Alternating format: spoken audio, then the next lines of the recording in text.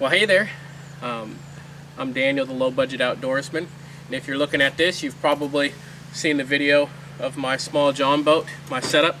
It has a lot more views than I ever imagined. I've also had lots of comments and emails where you've asked for plans, diagrams, or a video to show you how I made my shallow water anchor system.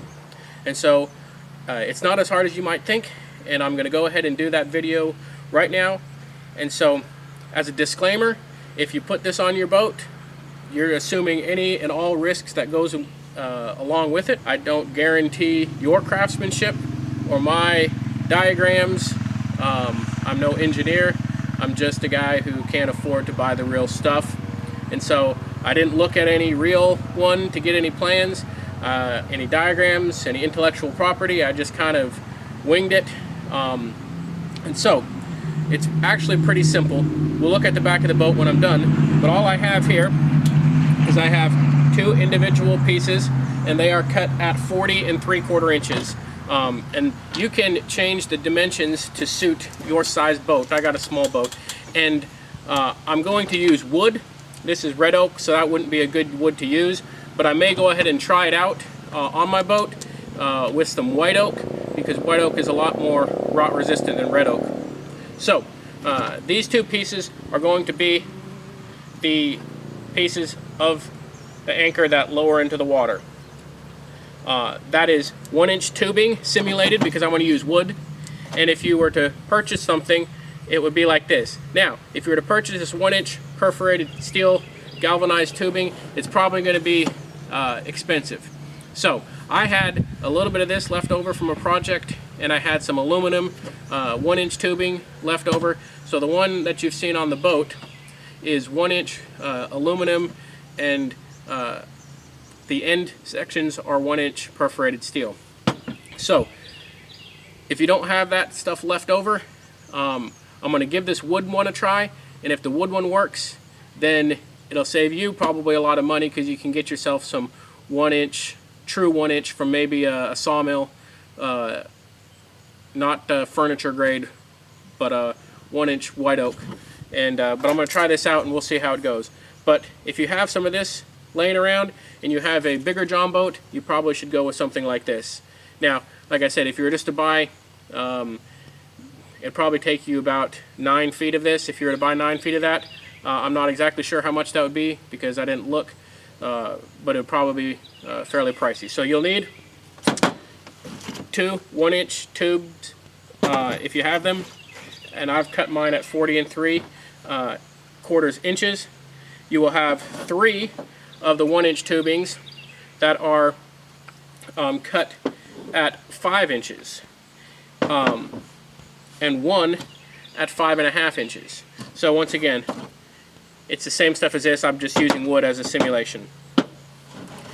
I've drilled the holes I've got it on my paper here, because I've drilled the holes at 1/2 inch, at 1/2 inch, at 1.5 inches, and then a 1/2 inch here. Same thing with these ones, 1/2 inch off of the ends. Now, if you had something like this that's already pre-drilled, that's where those would be. I just laid that piece on top of it like that as a template. So you'll need those. You'll also need, and once again, this is wood just for the sake of showing you how to do it. And I, once again, don't recommend using that. If it works for me, I will let you know at the end of this video, because I'll put it on the boat, and I'm going to try it out here fishing a little bit in the short term, because once again, this is red oak. It's not going to last near as long as white oak would, especially if it's been sealed with some water resistant material, some stain, and then some water sealer or something. But this is simulating a 3/8 inch flat metal that is, once again, 1 inch this direction. So it's the same basically as that, 1 inch, but it's 3/8 inches wide. And so you will have 4 of these, and these will be what connect these together right here, like this. we will get to building here. Oh, you will need 1/4 inch machined screws or bolts, some regular small washers, and I just bought a box of fender washers a while ago. And then obviously, if you have lock washers, lock nuts, better than the regular nuts. If you have regular nuts, obviously you're going to have some lock washers. And so I also have a 36-inch piece of 3/8 all thread, and once again on my video that I made, that is the part that hooks on the end that will drop down into the water and into the mud to hold you. We will get to assembling. It's actually not going to be near as difficult probably as you might think. So the first thing I'm going to do is these here. I'm going to stack 2 of these where it's going to anchor to the boat. This part is going to bolt to the boat right there. What I've done here, first off, is there is a hole in the top there. Put a washer in here. Drop this 3-inch on there. And for sake of time, I'm not going to use lock nuts right now. I'm going to use the Speedy regular nuts, because I'm probably going to disassemble this here fairly shortly. 2 of these I have drilled holes in the center. If it was a piece of flat metal, you would have to drill those, and so those would be at 2.5 and 3.5 inches in. Now that we've got this together, these 2 are going to mount on the piece of angle iron or angle aluminum that you bolt through your transom. So these 4 holes right here are going to hold that to there. Be bolted here and here, and that is what is going to hold these. In between these, I put a fender washer. So screw, regular washer through there, fender washer through there, another fender washer that protects the wood from rubbing on top of itself. So once again, I'm going to use the non-lock nuts for speed purposes, and what's left over on the end of these, after you have your lock nuts on, I will cut off with the Sawzall, and I leave just a little bit, and then I hammer the last couple of threads over to act as a retardant to keep that nut from backing off on its own. So it takes 2 fender washers and 2 regular washers per bolt on these. Now we have to anchor this piece, these 2 pieces, to this. There is a bottom. Here is a top piece. We've got this end in. Now we've got to do the same thing down on this end. This one is a little bit different because first we will do similar with our 2 pieces here, our flat pieces. These ones have 3 holes in them, and so it's going to sit obviously like this right here,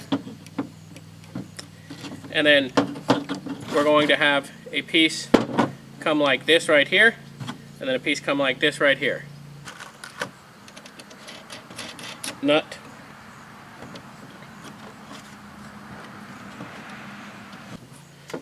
Put that through, leave a little space till we're done. Washer on this side. Nut right here. Now it's time to attach the top here. Because we're going through the outside, we'll need a longer, we've got a 4-inch piece here. Once again, we've got a 4-inch screw, flat washer. We're going first through this piece, then we're going fender fender washer on the inside, any between where any of the wood or metal touches. Through that to the other side, fender washer again, and then out that side, regular washer and a nut. Back to a 3-inch screw, but because we have this 3/8-inch piece here, we need to have some spacers in there. So we'll still do our washer, and then for spacers we can just use however many washers that takes as your spacers. So you'll go through, put your spacers, and you'll come back down to this one. That, my friends, is basically the entirety of my setup. See how simple that is? Now what we do, 3/8-inch piece of all thread here, and what I've done is I've put obviously a washer, a lock washer, and then a regular washer that will go up through our piece right there. And then on the top side I did the same thing, washer, lock washer, regular washer. That, my friends, is all there is to my little contraption. It goes up like that, and wherever you find it catching, see it's catching down here, I'll have to do a little trimming right there to make it go up a little bit. Good.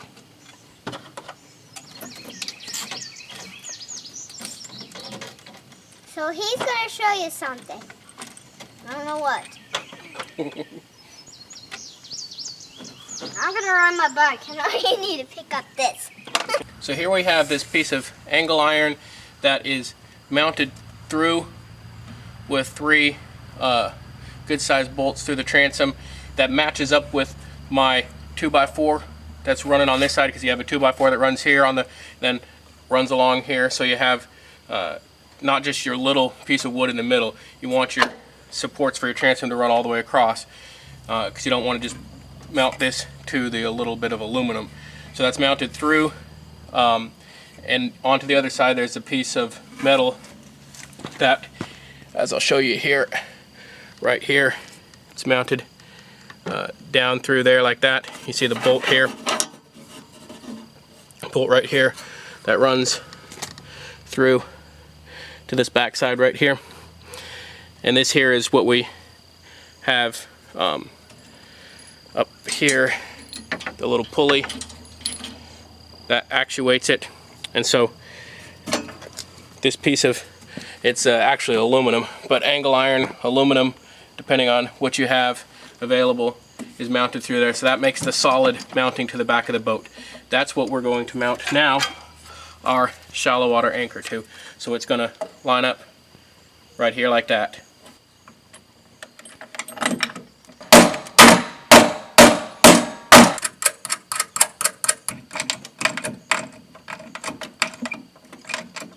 We have to hook up our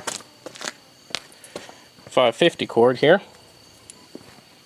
I'm just going to do that with a little flat washer and a screw here just into this wood.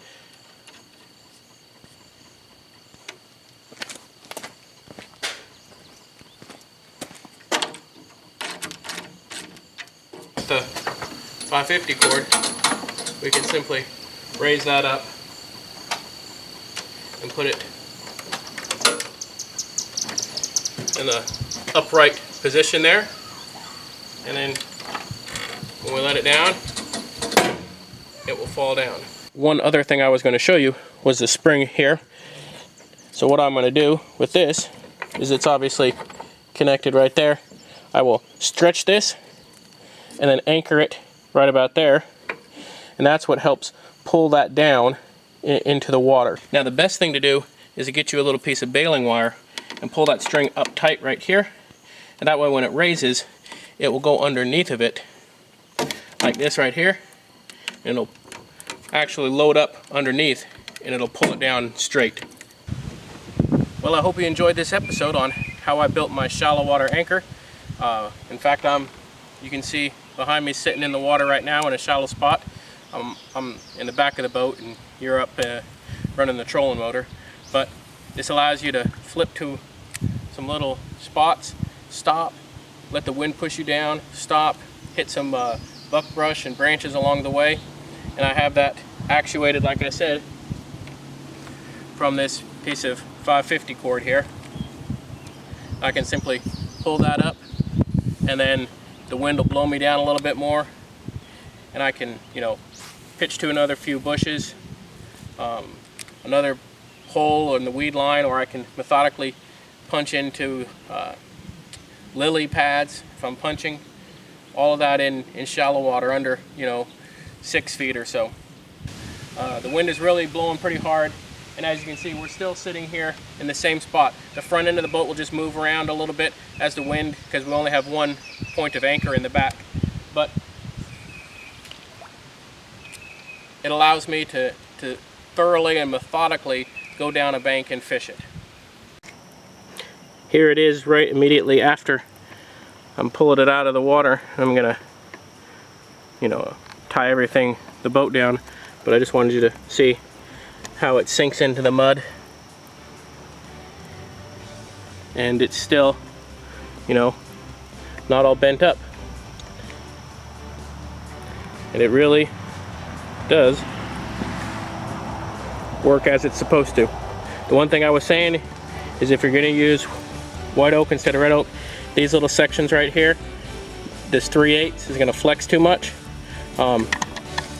As you can see, it's not going to break right away. I'm torquing on it pretty heavily, but I would go with 3/4 inch, 1 inch, and then make this 3/4 inch, and these are 1 by 1, and that's a full 1 inch. These right here will need to be bumped up to 3/4 inch as opposed to 3/8 inch. But everything else seemed pretty solid. But it goes without saying that you can't have any knots in your boards or else they won't have any strength. That is the wrap up of today's shallow water anchor. Thanks for watching. I'm Daniel, the Low Budget Outdoorsman. God bless.